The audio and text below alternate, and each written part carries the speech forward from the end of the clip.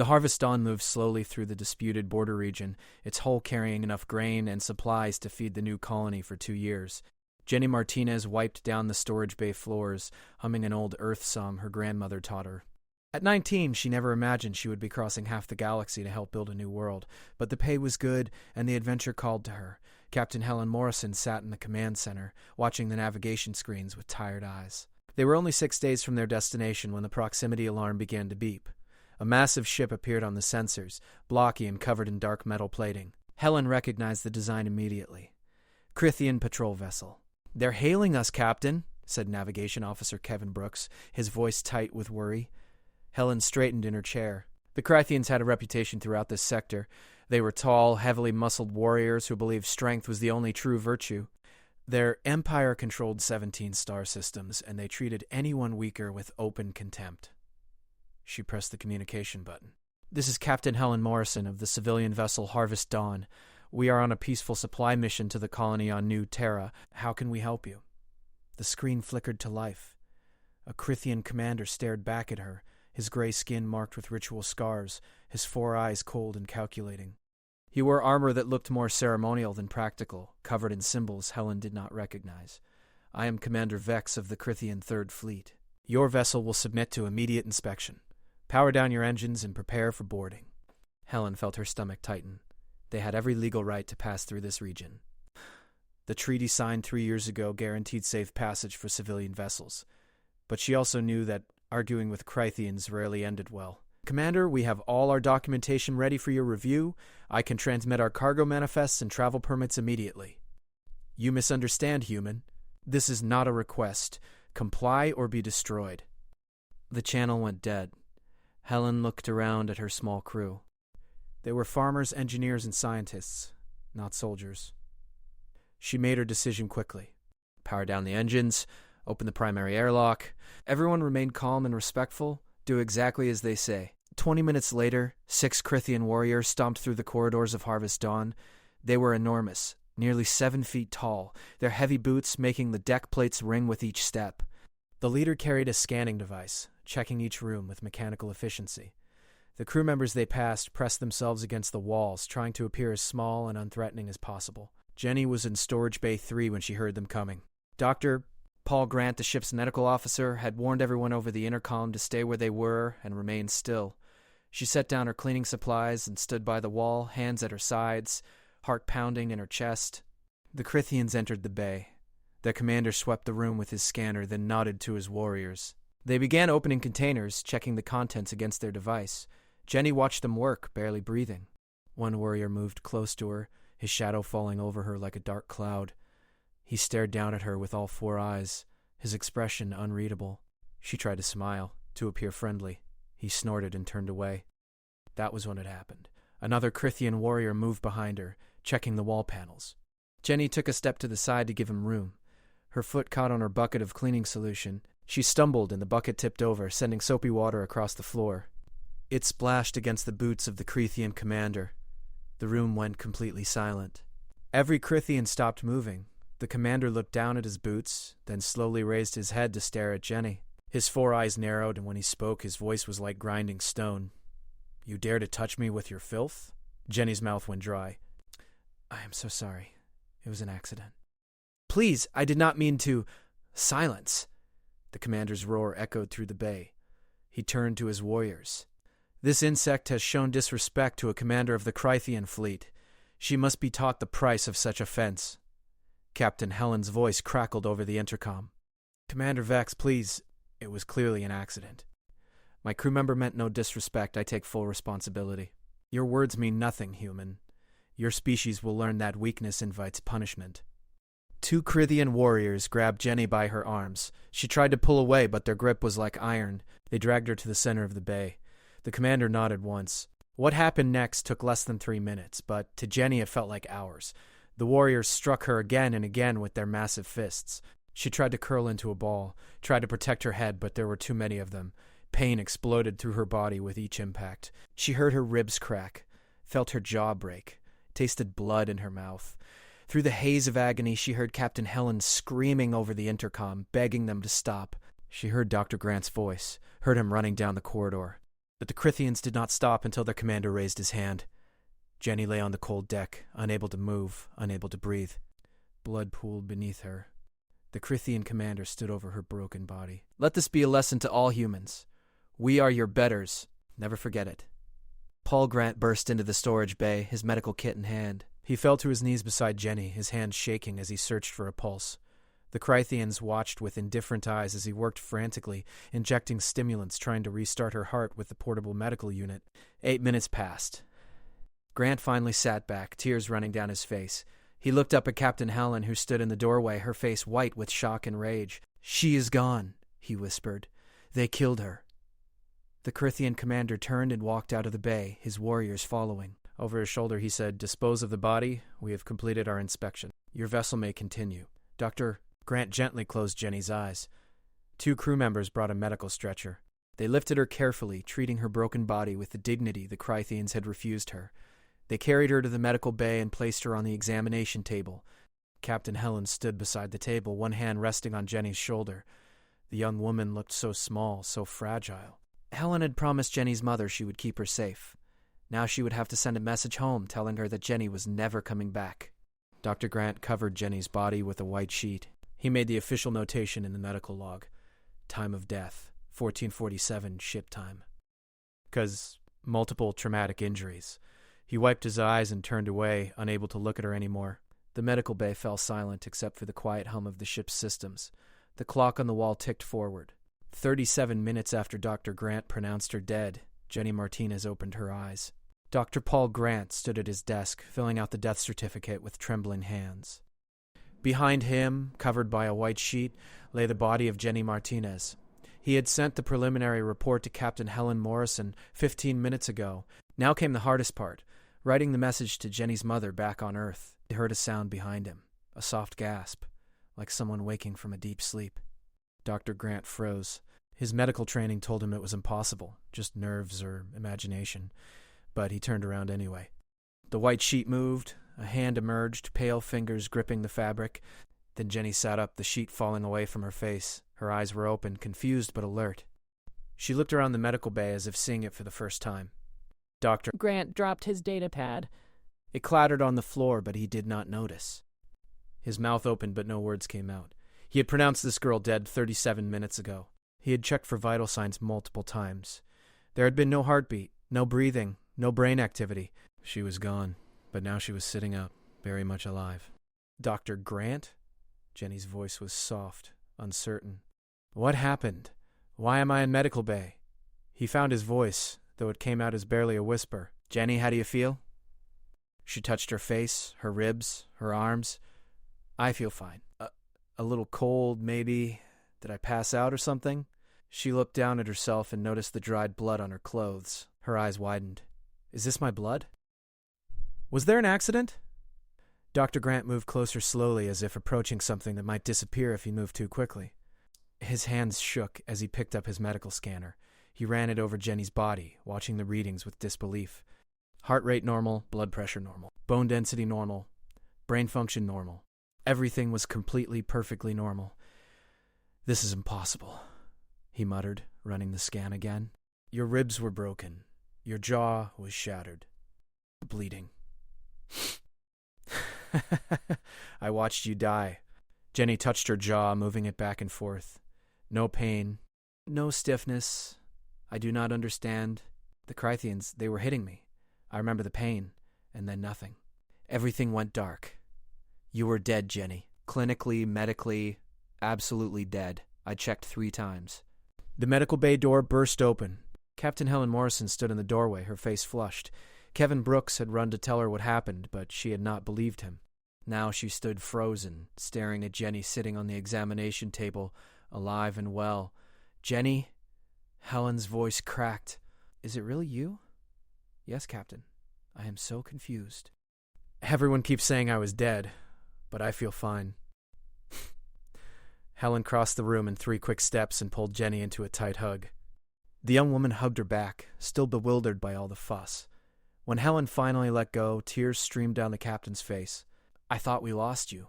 I thought those monsters killed you, Grant said quietly. He was still staring at his scanner as if it held answers. According to every test I ran, she was dead for 37 minutes. Now she shows no signs of injury whatsoever. The body has completely healed. News spread through the Harvest Dawn within minutes. Crew members gathered outside the medical bay, whispering among themselves. Some were overjoyed, calling it a miracle. Others were frightened, unsure what to make of what happened. Dr. Grant ordered everyone except essential personnel to return to their duties, but the excitement continued to buzz through the ship. The Krythian boarding party had not yet left. They were still on the ship, completing their inspection of the lower cargo holds. When Commander Vex received the report from one of his warriors, he did not believe it. Humans were weak creatures. They died easily. There was no possibility the female had survived, but curiosity drove him back to the medical bay. He arrived with 2 warriors, pushing past the human crew members who scattered at his approach. He entered the medical bay and stopped. There, standing beside Captain Morrison, was the human female, the one his warriors had beaten to death. She was alive, unmarked, looking at him with clear eyes. Commander Vex's 4 eyes widened. His hand went to the ceremonial blade at his side, not in threat but in an ancient gesture of warding against evil spirits. He spoke in his own language, words the humans could not understand, but his tone was unmistakable. Fearframe. Commander, how is this possible? We saw her die. There was no deception. Deathwalker, Commander Vex whispered. The word came from old Krythian legends, stories of beings who crossed the boundary between life and death and returned. His grandmother had told him such tales when he was young, but he had thought them mere myths. Jenny looked at the massive alien warrior, the one who had ordered her beating. She felt she should be afraid, should be angry, but instead she only felt a strange calmness. I do not know what happened to me, but I am alive now. Commander Vex took a step backward. His warriors did the same. The commander touched his chest in what might have been a salute or a sign of respect. When he spoke, his voice had lost all its earlier arrogance. You are more than you appear, human. Your kind are more than they appear. He turned to his warriors. We leave this vessel immediately. We will report this to the High Council. You cannot just leave after what you did. You killed one of my crew. She stands before me alive. I killed nothing. Commander Vex's eyes remained fixed on Jenny. But know this, Captain. I have served the Krythian fleet for 40 years. I have seen many things across many worlds. But I have never seen one return from true death. Your people carry something within them, something we do not understand. That makes them dangerous. We are not dangerous, Jenny said quietly. We just want to live in peace. Perhaps, but those who cannot die cannot be controlled through fear, and those who cannot be controlled are always dangerous to empires built on strength. He backed toward the door. I leave you with a warning. The galaxy will learn what happened here today. How they respond is not in my control. Guard yourselves well, humans. The Krythians left the Harvest Dawn within the hour. Their ship pulled away and jumped to faster than light speed, leaving the colony vessel alone in the dark. Captain Helen immediately sent an encrypted message to Earth Command, detailing everything that happened. Dr. Grant continued running tests on Jenny, documenting every finding.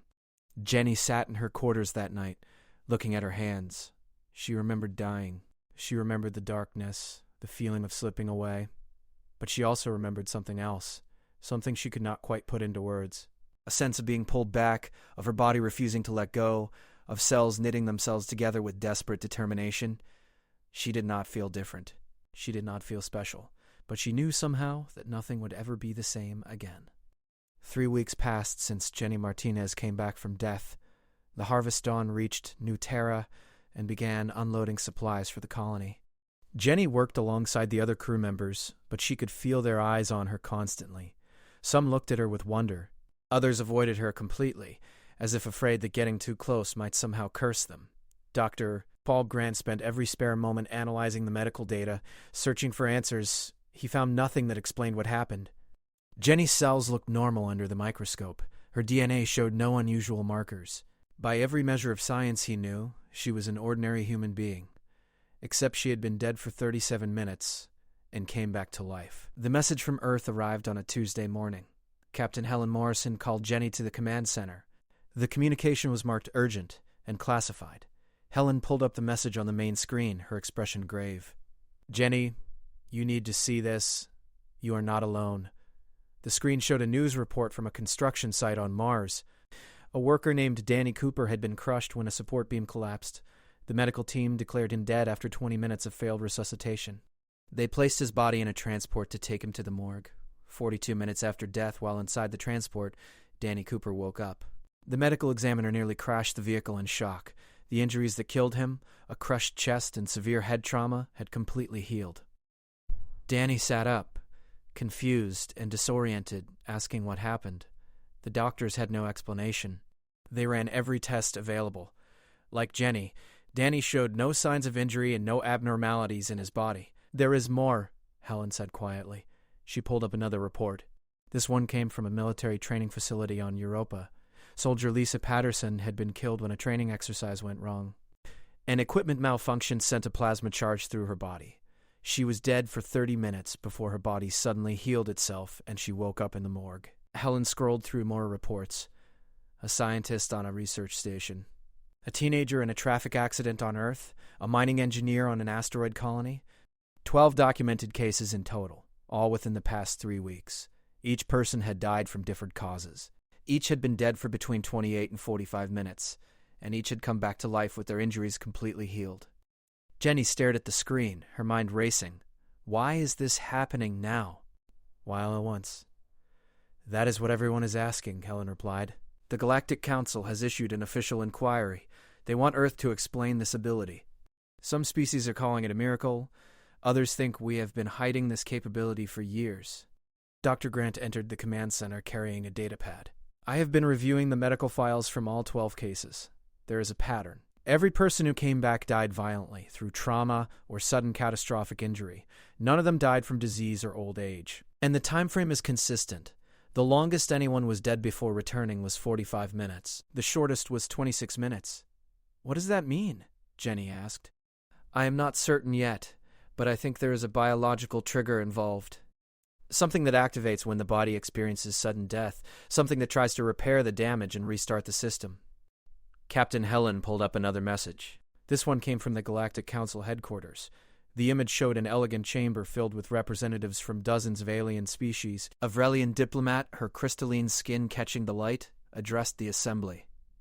We demand transparency from the human government. If humanity possesses the ability to resurrect their dead, this changes everything we know about your species. Some among us believe this fulfills ancient prophecies. Others suspect deception. We require answers. The message ended. Helen looked at Jenny with sympathy. Earth Command wants you to speak with the other people who came back. They are forming some kind of support network. They think you can help each other make sense of this. That evening, Jenny joined a video conference with 7 of the other survivors. Their faces appeared on individual screens, each person looking as confused and overwhelmed as she felt. Danny Cooper, the construction worker from Mars, spoke first. I keep having dreams, he said. Dreams where I am falling through darkness, and then something grabs me and pulls me back. Does anyone else experience this? Several people nodded. Lisa Patterson, the soldier, leaned forward. I remember dying. I remember everything going cold and dark. Then I felt this incredible warmth, like fire running through my veins. When I opened my eyes, my drill sergeant was screaming. They talked for hours, sharing their experiences. Each story was different, but certain elements remained consistent. The darkness, the sense of being pulled back, the moment of waking up to find everyone around them shocked and afraid, and the complete healing of whatever injuries killed them.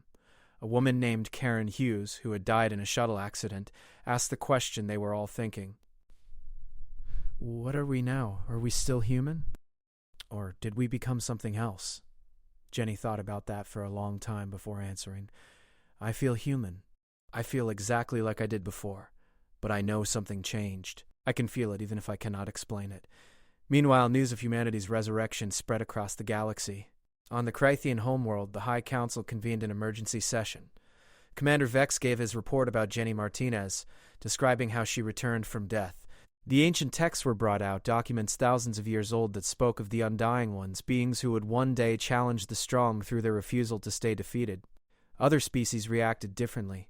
The peaceful Minari saw it as a sign that humans were meant to be healers and protectors. The warlike Scraxi viewed it as a threat, believing humans might become impossible to defeat in battle. The mysterious Eldrith, who rarely spoke in council meetings, sent a simple message. They are waking up. On Earth, scientists worked frantically to understand the phenomenon. Dr. Grant shared his research with teams across human space. They examined the cellular structure of everyone who had returned from death. Finally, a researcher named Dr. Angela Foster made a breakthrough. She discovered tiny structures within the cells, so small they had been missed in earlier scans. These structures appeared to be dormant in most humans, but in those who had died and returned, they were active and multiplying. The structures seemed designed to trigger rapid cellular regeneration, but only under specific conditions. Dr. Foster sent her findings to Dr. Grant. He read the report 3 times, barely believing what he saw. He called Jenny to the medical bay. "I think I know what happened to you," he said, showing her the microscope images.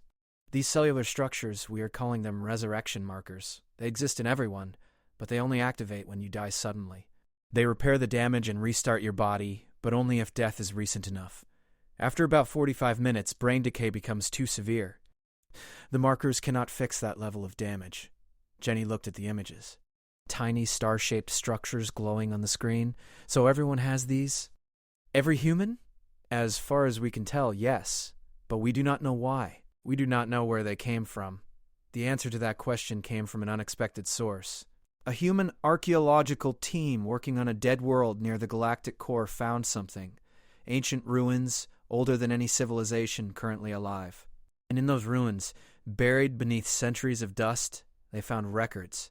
Records left by a race called the Architects. The message was clear. Humanity had not evolved naturally. They had been created, seated on Earth millions of years ago by the Architects, and built into human DNA was a gift, a failsafe designed to help them survive a dangerous universe. The ability to come back from death once per lifetime, if the circumstances were right. The galaxy would never look at humanity the same way again. The discovery on the dead world changed everything. Dr. Angela Foster led the team that translated the Architect records, working day and night to understand the ancient language. What they found was both beautiful and terrifying. The Architects had been the first intelligent species to travel the stars, long before any current civilization existed. They explored thousands of worlds, but found themselves alone in an empty universe. In their loneliness, they decided to create companions, children species scattered across suitable planets. They gave each species different gifts to help them survive. To the Vrelians, they gave crystalline bodies that could absorb energy directly from stars. To the Minari, they gave telepathic bonds that made war between their own kind nearly impossible. To dozens of other species, they granted abilities suited to their worlds and temperaments. And to humanity, placed on a blue world they called Terra, the Architects gave resilience. They'd built into human DNA a biological system that would fight death itself. If a human died suddenly, before catastrophic brain decay, microscopic structures would activate throughout the body. These structures, the resurrection markers, would flood damaged tissues with repair proteins, restart the heart, restore oxygen flow to the brain, and rebuild broken bones and torn organs. The system had limits. It worked only once in a lifetime, as the markers burned themselves out in the process of resurrection. It required death to be recent, no more than 45 minutes, before brain cells degraded beyond repair, and it only activated for sudden traumatic death, not for the slow decline of disease or age. Dr. Foster presented her findings to the United Earth Council in a packed chamber. Representatives from every nation watched the presentation in stunned silence. When she finished, the room erupted in questions. "Why did the Architects give this to us?" someone shouted. According to their records, they saw humanity as having great potential, but also great fragility. They believed humans would face terrible dangers as they explored the universe. This gift was meant to give us a second chance when we needed it most. "Where are the Architects now, Dr. Keyes?" Foster's expression grew sad. "Gone. Their records indicate they transcended physical existence approximately 2 million years ago. They left their children's species behind to forge their own paths." Jenny watched the broadcast from her small apartment on New Terra. The colony was growing quickly, with buildings rising from the red soil and farms spreading across the valleys. She had been working in the agricultural division, helping to establish the first crops. It was simple work, peaceful work, far from the attention she had received in the weeks after her resurrection. But now the truth was out. Humanity was not just another species stumbling through space. They were designed, created with purpose, given an ability that no other known species possessed. Jenny wondered what that meant for her future, for Earth's future, for the future of every human in the galaxy. The Galactic Council called an emergency session. Representatives from 47 species gathered to discuss the implications of the discovery. Jenny watched that broadcast too, seeing the faces of aliens she had only read about in textbooks. Some looked angry. Others appeared frightened. A few seemed genuinely fascinated. The Scraxy representative, a massive creature covered in armored plates, stood before the assembly. This proves humans are a threat. A species that refuses to die cannot be controlled. We demand they be quarantined to their home system. The Minari representative, a gentle being with large, empathetic eyes, countered immediately. The humans did not choose this gift. They did not even know they possessed it until recently. To punish them for the actions of the architects would be unjust. A Vrelian diplomat rose, her crystalline form reflecting light across the chamber. We must consider the ancient texts. Many of our civilizations have prophecies speaking of the undying ones, beings who would return from death to bring change to the galaxy. Perhaps humanity's emergence is not coincidence, but destiny. The debate raged for hours. Some species wanted to embrace humanity as potential allies. Others demanded restrictions on human expansion. The Crithian representative, surprisingly, argued for a middle path. We have always respected strength, he said. The humans have proven they possess a different kind of strength than we understood. They deserve respect, not fear. But they must also prove they will use their gift wisely. On Earth, governments struggled with the revelation. People celebrated in the streets, proud that humanity carried such an extraordinary capability. But others worried about the responsibility. Religious leaders debated whether resurrection was a blessing or a violation of natural order. Scientists warned that the ability working only once meant people should not take foolish risks assuming they would come back. Dr. Paul Grant continued his research on New Terra, working closely with Dr. Foster and teams across human space. They developed protocols for what they officially named the Lazarus response. Medical personnel learned to recognize the signs that someone might come back, to wait the full 45 minutes before declaring death permanent. They created guidelines for supporting people who returned, as many experienced psychological trauma from the experience of dying. Jenny became involved in the support network for other returners. There were now 37 documented cases across human space. More occurred every week as people learned about the phenomenon. She spent her evenings talking with others who had crossed the boundary between life and death, helping them process the experience. She met a young boy named Timmy Garcia who had drowned but came back after 30 minutes. His mother could barely speak through her tears of gratitude when she called to thank Jenny for talking with her son.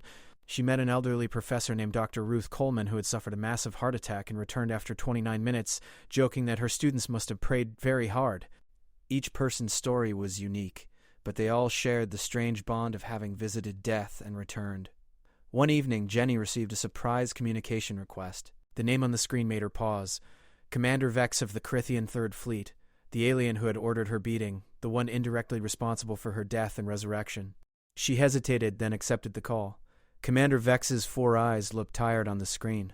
He no longer wore his ceremonial armor, but simple robes. When he spoke, his voice lacked the arrogance she remembered. Jenny Martinez, I have wanted to speak with you for many weeks, but I did not know if you would accept. Why are you calling me? She asked, keeping her voice neutral. To apologize. What I did to you was wrong. The Crithian way teaches that strength justifies action, but I have been studying the architect records. I have been learning that there are many kinds of strength. Your people possess something we Crithians do not understand. The strength to endure, to survive, to come back even from death itself. Jenny considered his words carefully. You killed me, Commander. I died because you decided spilling cleaning water on your boots deserved a death sentence. I know. There is no excuse for my actions. But I want you to know that what happened has changed me. It has changed many Crithians. We are a warrior race, but we are not without honor. We seek to learn from our mistakes. What are you asking from me? Nothing. I ask for nothing. I simply wanted you to know that your death and return has taught the Crithian people a lesson we needed to learn. That true strength is not found in dominating the weak, it is found in rising each time you fall. The call ended. Jenny sat in the darkness of her apartment, thinking about forgiveness, about second chances, about the strange path her life had taken. She had died at 19 years old and come back with a purpose she never expected, to show the galaxy that humanity's gift was not a weapon, but a promise.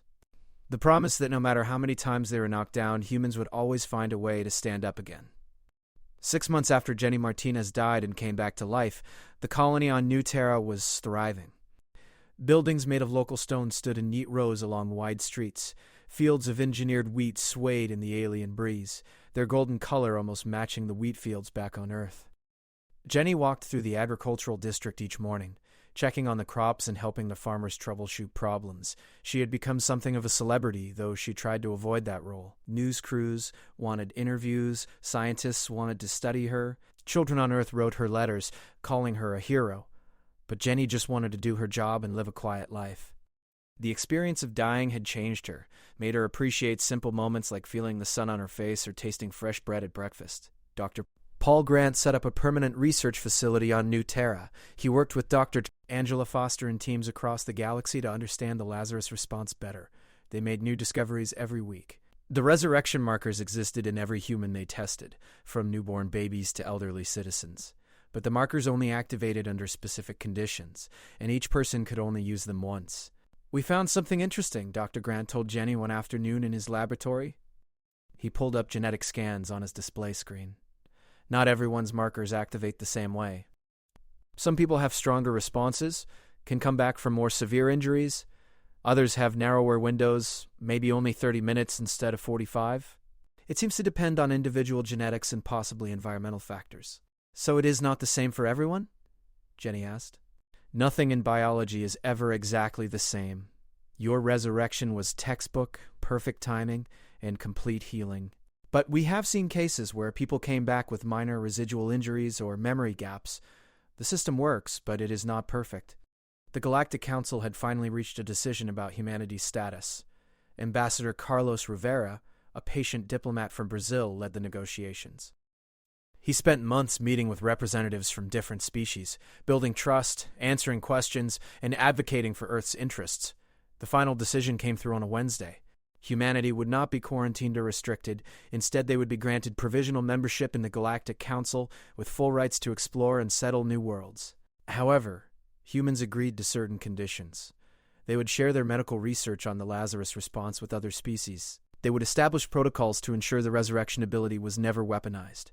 And they would accept observers from other civilizations who wanted to learn about human culture and biology.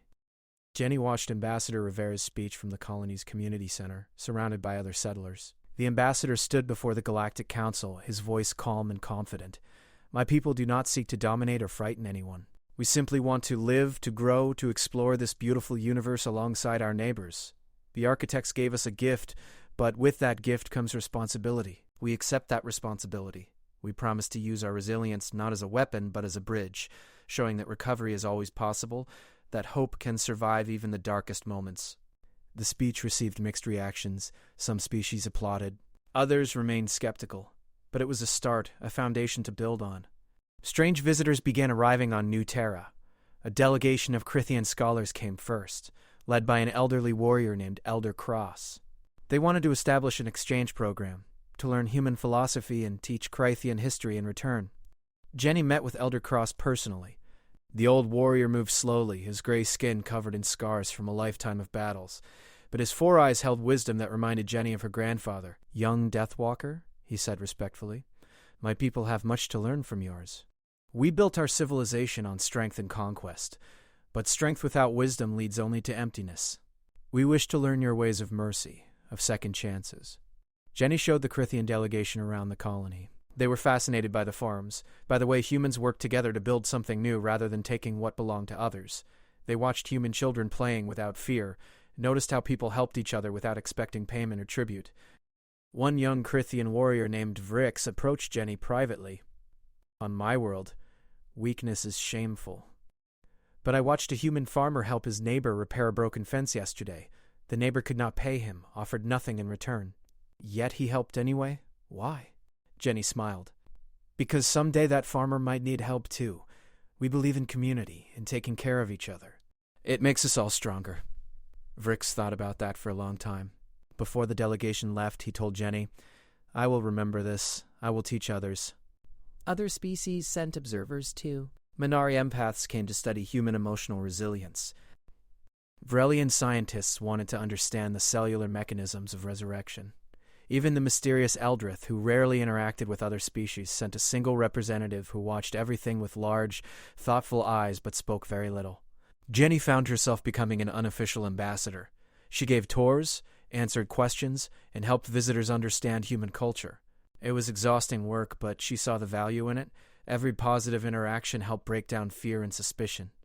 Dr. Ruth Coleman, the elderly professor who had died and returned, came to visit New Terra. She had become a spokesperson for the returners, advocating for better support systems and research funding. She and Jenny walked through the colony's central park, past oak trees that had been brought from Earth as seedlings. "Do you ever wonder why we were chosen?" Dr. Coleman asked. "Out of all humans, why were we the ones who had to die first?" Jenny had thought about that question many times. Maybe there is no reason. Maybe it was just chance, being in the wrong place at the wrong time. But we survived, and now we can help others understand what it means. That is a good way to look at it. Turn tragedy into purpose. The first Earth oak tree on New Terra had grown tall enough to need support stakes. Jenny helped the botanical team install them, making sure the young tree would grow straight and strong. As she worked, she thought about everything that had happened. 6 months ago, she was just a young agricultural technician, excited about adventure but unprepared for what the universe held. Then she died, and came back, and discovered that humanity carried an incredible gift, a legacy from ancient creators who wanted their children to survive no matter what challenges they faced. A group of human children ran past, playing tag around the oak tree. Behind them, a Crithian youth watched with fascination, learning a game his people never played. In the distance, a Minari observer took notes while Avrelian scientists scanned the crops with curious instruments. Different species, different histories, different gifts from the architects, all learning to exist together. Jenny finished securing the oak tree and stepped back to admire her work. The tree would grow here, far from Earth, its roots digging into alien soil. But it would survive because that was what life did. It adapted. It persisted. It found a way. Ambassador Rivera's message came through that evening. The Galactic Council had voted to fund a joint research initiative, bringing together scientists from multiple species to study the architect's legacy. Humans would lead the project, but all species would share in the discoveries. It was exactly the kind of cooperation humanity needed to build trust. Jenny stood outside her apartment that night, looking up at the stars. Somewhere out there, the architects had transcended physical existence millions of years ago. But their children remained. Dozens of species scattered across the galaxy, each carrying gifts meant to help them thrive. Humanity's gift was resilience, the ability to come back from death, to heal from terrible wounds, to refuse to stay defeated. But Jenny understood now that the real gift was not the biological mechanism. It was what the resurrection represented: hope. The promise that no matter how bad things became, there was always a chance for recovery, for healing, for another tomorrow. She touched the spot on her ribs where Crithian fists had broken bones. There was no scar, no mark, nothing to show she had ever been injured, but the memory remained, and with it came wisdom. She had learned that strength was not about never falling down. It was about getting back up, every single time, and helping others do the same. A message appeared on her communication device. It was from Timmy Garcia, the young boy who had drowned and come back. He sent a picture of himself at his birthday party, surrounded by friends and family, smiling brightly. The message read, "Thank you for talking with me. I am not scared anymore." Jenny smiled and sent a reply. Then she went inside, ready to face whatever tomorrow brought. She had died once and come back. She had seen the darkness and returned to the light, and now she would spend the rest of her life showing the galaxy that humanity's greatest strength was not their refusal to die. It was their determination to live.